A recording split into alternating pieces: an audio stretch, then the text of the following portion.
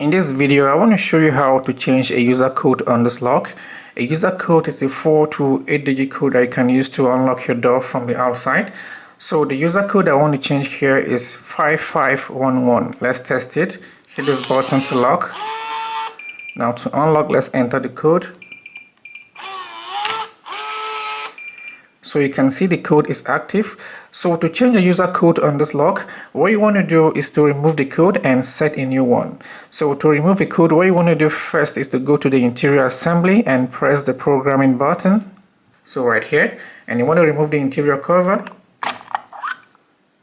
So this is the programming button right here. You want to press it once. Now let's go to the keypad. So what you want to do next is to press 3 and hit the lock button. Now enter the code you want to remove. Hit the lock button. Enter the code again. Hit the lock button. So that's it, the code has been removed. So what you want to do next is to add another code to replace that one. So to add a new code, you want to go to the interior assembly and press the programming button. And then you want to press 1 and hit the lock button. Now enter your new code, 4 to 8 digits. Hit the lock button. So you're going to hear a long beep and see a green flash here, meaning the new code has been added. So let's test it. Hit the lock button to lock. Now to unlock, let's enter the new code.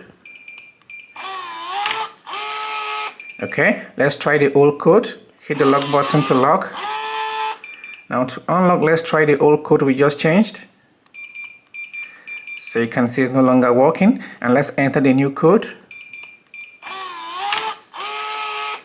So that's it. That's how to change the user code on this lock. I hope this video helps you, and if so, please consider subscribing to my channel for more videos like this. Thank you for watching. See you in the next one.